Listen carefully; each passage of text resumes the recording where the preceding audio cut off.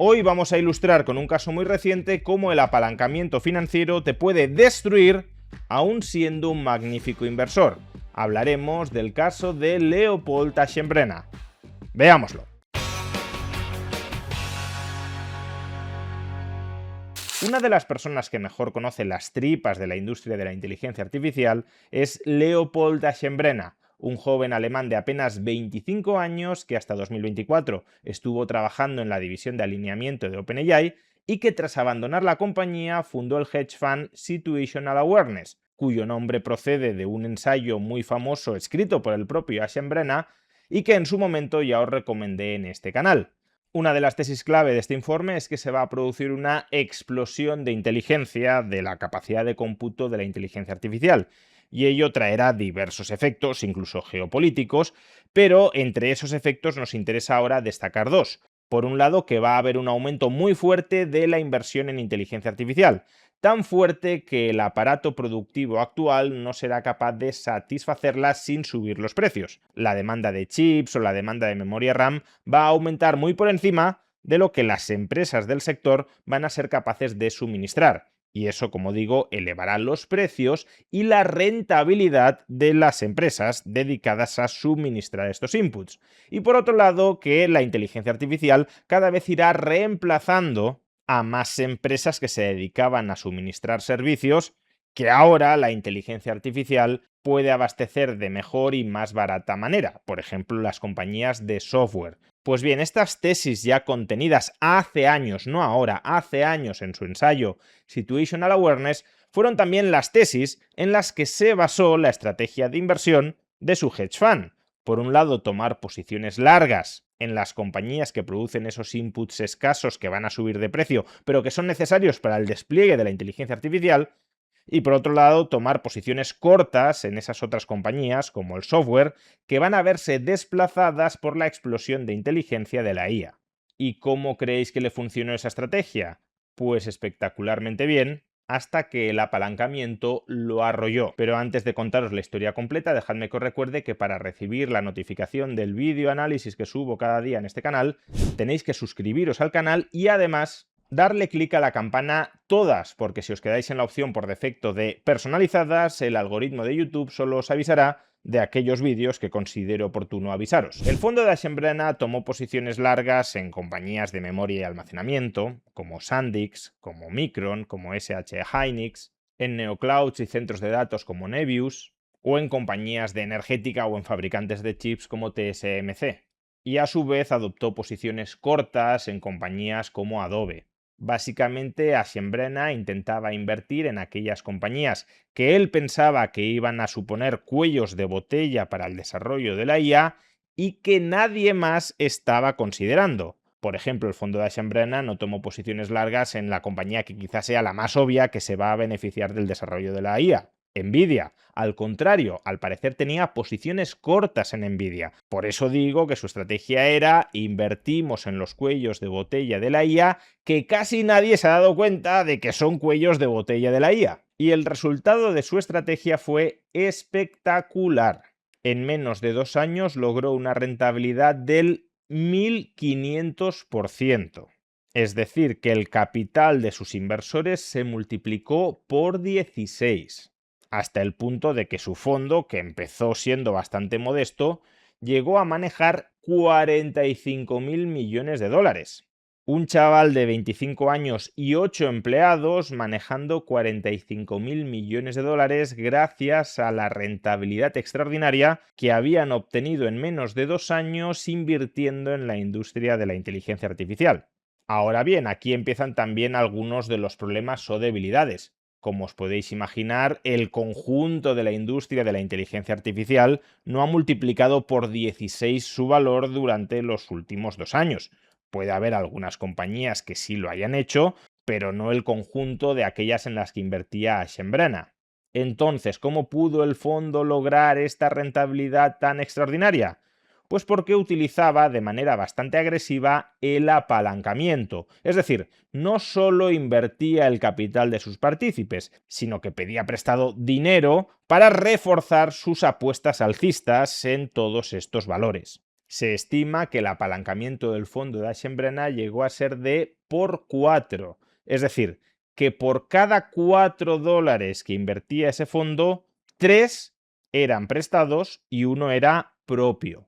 Entonces, claro, un apalancamiento de por 4 te multiplica por 4 la rentabilidad que consigues. Si logras una rentabilidad del 400% con tus inversiones, que no está nada mal, ya es una rentabilidad extraordinaria, el apalancamiento te la catapulta hasta el 1600%. De ahí, por consiguiente, la rentabilidad súper extraordinaria que logró Aschenbrenner en menos de 2 años. Pero este apalancamiento tan excesivo, de la misma manera que te eleva a los cielos, también te puede hundir a los infiernos. Y eso es lo que le sucedió a Aschenbrenner y a su fondo desde el pasado mes de junio. A partir de junio, los crecientes temores de que la Reserva Federal podía subir los tipos de interés impactaron negativamente en la industria de la inteligencia artificial, y muchas de las posiciones en las que estaba invertido Aschenbrenner perdieron el 20, el 30 o el 40% de su valor. No solo eso, algunas de las posiciones cortas que tenía Aschenbrenner en el software comenzaron a revalorizarse, de tal manera que el fondo le crujió por ambos lados. Las posiciones largas se depreciaban y las cortas se apreciaban. Y claro, un apalancamiento de por 4 significa, como hemos dicho, que si obtienes una rentabilidad del 400%, tu rentabilidad final efectiva se eleva al 1600%, pero al mismo tiempo significa que si tu cartera se hunde en promedio un 25%, tu fondo obtiene unas pérdidas del 100%, es decir, lo pierdes absolutamente todo. Entonces, ¿cómo es posible que la cartera de Aschenbrenner se depreciara en promedio un 25, un 30 o incluso un 40%, no sabemos la cifra exacta, y sin embargo el capital de los partícipes en ese fondo no quedará reducido a cero? Pues precisamente porque quienes te financian, cuando te otorgan capacidad para apalancarte, también imponen salvaguardas, también buscan proteger su capacidad para recuperar el capital que te han prestado. Y una de esas salvaguardas, una de las más conocidas y muy empleada en este caso, son los margin calls. Es decir, cuando el precio de tus inversiones cae por debajo de determinados umbrales, tus financiadores te obligan, te fuerzan a que las vendas para que les devuelvas el capital que te han prestado. Pues bien, a partir del mes de junio, los financiadores del fondo de Aschenbrenner, conforme se depreciaban sus inversiones en inteligencia artificial, le fueron machacando a margin calls, le fueron obligando a vender su exposición a estos activos, aun cuando él no quería hacerlo, para conseguir la liquidez con la que amortizar, con la que devolver los préstamos que le habían extendido. De ahí que aunque muchas de esas posiciones terminaran cayendo a lo largo de esos meses un 30 o un 40%, sus financiadores le obligaran a venderlas y a cerrarse pérdidas cuando habían caído quizá un 10 o un 15%. De tal manera que lo que sí sabemos es que las pérdidas finales que tuvo el fondo de Aschenbrenner durante estos meses, durante junio y julio, fueron del 67% del capital de sus partícipes. Cuidado, incluso con esta pérdida del 67% desde máximos, los inversores en el fondo de Aschenbrenner ganaron dinero. Tal había sido la rentabilidad acumulada que incluso una caída de casi el 70% no fagocitó toda la ganancia, pero sí supuso un enorme retroceso de todo lo acumulado. Y probablemente aquí llegue una de las lecciones más valiosas de todo este episodio. Aschenbrenner dejó de liquidar sus posiciones por los margin calls el 30 de julio. Pues bien, a partir de esa fecha, los mismos valores que venían cayendo y lo estaban forzando a liquidar, se estabilizaron primero y comenzaron a subir con fuerza después. Muchas de las empresas que Aschenbrenner tuvo que vender forzadamente han subido de precio durante el mes de agosto un 20, un 30 o un 40%. Es decir, que la tesis de inversión de Aschenbrenner en estas empresas no era una tesis necesariamente errónea. No es que hubiese invertido mal, no es que hubiese seleccionado equivocadamente las compañías que tenían un mayor potencial de revalorización.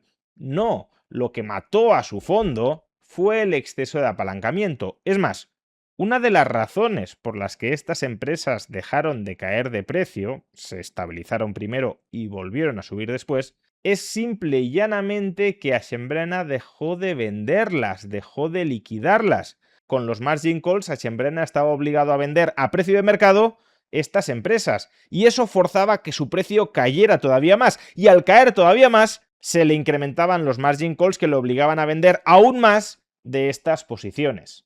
Era un círculo vicioso. Cuanto más vendo, más tengo que vender. Y por eso, cuando dejo de vender, cuando ya he liquidado toda mi cartera, el precio toca fondo, y si hay otros catalizadores que ayudan, como los hubo, se despejó el miedo a que la Reserva Federal subiera los tipos de interés, y a su vez muchas de estas empresas publicaron resultados espectaculares, pues entonces, una vez estabilizado el precio, rebota con fuerza.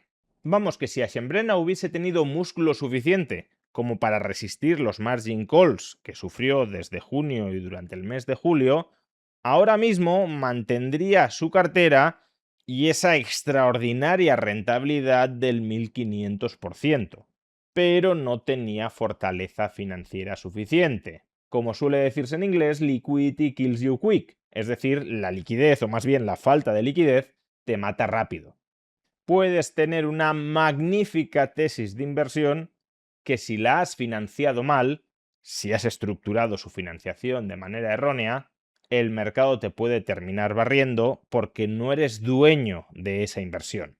De hecho, por ejemplo, el fondo de Aschenbrena también tiene participaciones en Anthropic, uno de los laboratorios punteros en el desarrollo de la inteligencia artificial, pero como Anthropic es una empresa no cotizada, es una empresa que todavía no ha salido a bolsa, aunque saldrá a bolsa, su valor de mercado no oscila día a día y por tanto no es susceptible de experimentar un margin call.